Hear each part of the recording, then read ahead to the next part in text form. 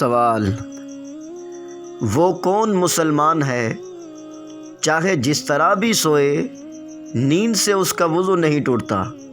جواب: وہ نبی ہے۔ ناظرین، آئیے اس کا حوالہ بھی سماعت فرما لیجیے۔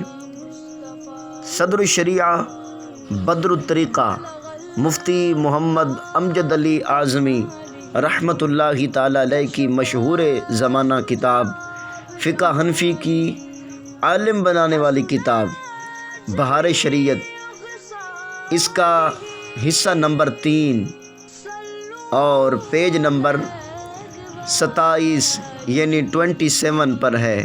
فائدہ: انبیاء علیہم السلام کا سونا ناقض وضو نہیں، یعنی وضو کو نہیں توڑتا۔ ان کی آنکھیں سوتی ہیں اور دل جاگتے ہیں۔